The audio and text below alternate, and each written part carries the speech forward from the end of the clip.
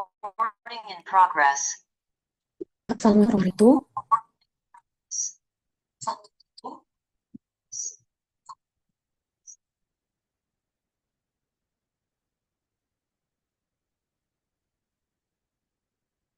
Baik, Assalamualaikum warahmatullahi wabarakatuh. Salam sejahtera untuk kita sekalian. Baik, terima kasih untuk kesempatan yang sudah berikan kepada kami, kelompok 3, untuk membahas hasil diskusi kami mengenai kasus produk obat tradisional.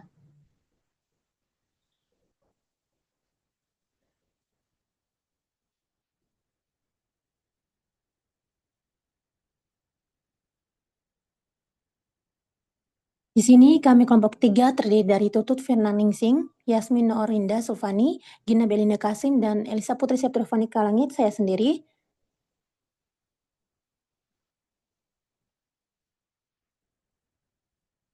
Kemudian ini untuk skenario kasusnya, di mana seorang petugas QC sedang melakukan analisa terhadap sampel serbuk jahe instan, di mana pemeriksaan yang dia lakukan itu meliputi parameter fisika, kimia, dan mikrobiologi sesuai dengan spesifikasi yang ditetapkan, baik sesuai persyaratan keamanan dan mutu obat tradisional menurut BPOM.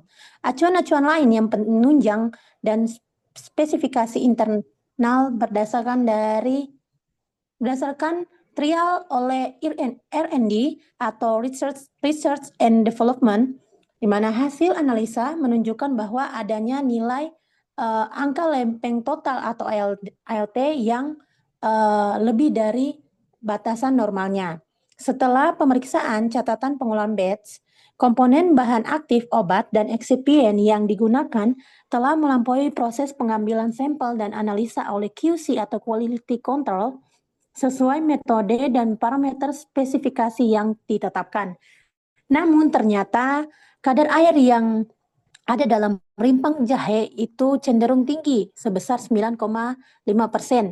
Nah, untuk pemeriksaan sarana penunjang itu meliputi sistem tata udara, pengolahan air, dan udara bertekanan itu tidak menunjukkan adanya anomali atau timpang. Nah, di sini ada beberapa klarifikasi istilahnya. Itu dari kelompok kami, itu memilah yang berhubungan dengan atau yang penting yang dapat menambah pengetahuan kita dalam memecahkan skenario kasus ini. Itu pertama ada quality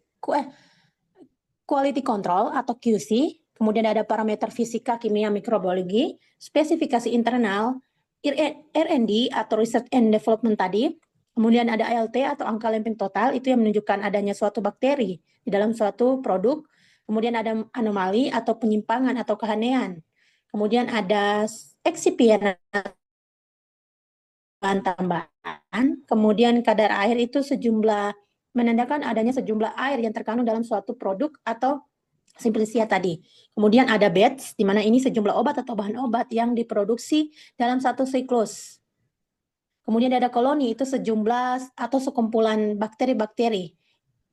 Kemudian untuk rumusan masalahnya, untuk masalah utamanya yaitu bagaimana cara mengidentifikasi penyebab masalah mutu pada produk herbal dan bagaimana menyusun CAPA atau Corrective and Preventive Action yang tepat sesuai prinsip CPOTB atau GMP. Nah, kemudian ada anak masalahnya itu terdiri dari material, peralatan, personel, dan metode. Untuk material tersendiri, bagaimana cara memastikan kadar air simplicia jahe sesuai dengan standar sebelum masuk proses produksi. Kedua, bagaimana menjamin bahan baku bebas dari kontaminasi mikroba sejak pemasok. Kemudian untuk peralatan itu terdiri dari 2, bagaimana menjamin dryer berfungsi optimal dan menghasilkan pengeringan merata. Bagaimana memastikan mesin penggiling atau pencampur bebas dari kontaminasi silang. Untuk personelnya, bagaimana memastikan prosedur handling dijalankan sesuai SOP. Untuk metodenya, itu terdiri dari 2, bagaimana cara mengoptimalkan proses pengeringan agar kadar air merata dan tidak menjadi media pertumbuhan mikroba. Yang kedua, bagaimana memastikan metode sampling presentatif untuk menjaminkan kondisi seluruh batch-nya. Kemudian untuk tujuan pembelajaran itu dari rumusan tadi itu didapatkan bahwa tujuan pembelajaran yang utama, mahasiswa mampu mengidentifikasi penyebab masalah mutu produk herbal dan menyusun CAPA atau Corrective and Preventive Action yang tepat sesuai dengan prinsip CPOTB atau GMP. Untuk anak masalahnya itu terdiri juga dari material, peralatan, personel, dan metode, sama juga seperti yang ada di rumusan masalahnya. Nah, kemudian untuk pembahasan di sini kelompok kami setelah melakukan tahap awal klasifikasi istilah, rumusan masalah, terus tujuan pembelajarannya, maka di sini kita masuk di pembahasan di mana sih kelompok kita itu melakukan diskusi mengenai skenario yang ada yang telah diberikan. Nah, didapatkanlah pembahasan di mana permasalahan utama dalam skenario ini adalah angka lempeng total ALT atau ALT pada serbuk jahe instan yang melebihi dari standar pada Farmakope Herbal Indonesia, yaitu ALT kurang dari 10 kuadrat 5 atau 10 kuadrat 5 koloni per gram. Nah, kadar ALT yang tinggi itu menunjukkan potensi pertumbuhan mikroba yang dapat merusak mutu dan keamanan produk herbal.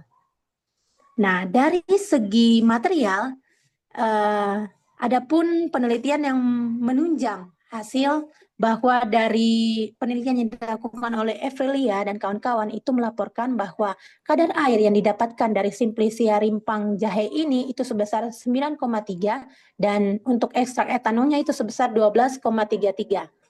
Nah, kalau dalam skenario ini itu sebesar 9,5%, itu angka yang cenderung tinggi dari rata-rata idealnya yang ada dalam CPOTB.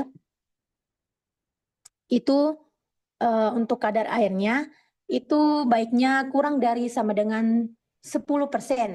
Nah, meskipun demikian, si peningkatan kadar air ini itu cukup signifikan meningkatkan resiko terjadinya kenaikan ALT jika kontrol proses kurang ketat.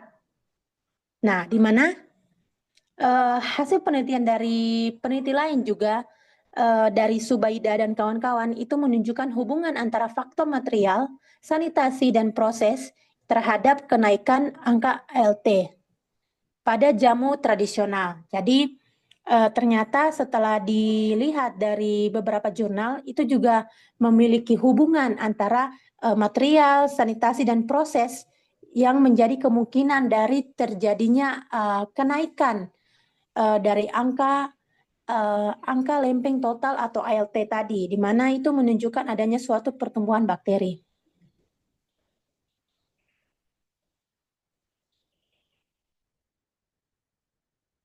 Nah, kemudian untuk kesimpulannya, jadi dari skenario ini kami menyimpulkan bahwa pengendalian mutu produk herbal harus memiliki nilai ALT yang normal, yaitu kurang dari 10 kuadrat 5 koloni per gram dan AKK sesuai batasan yang aman dalam Farmakope Herbal Indonesia.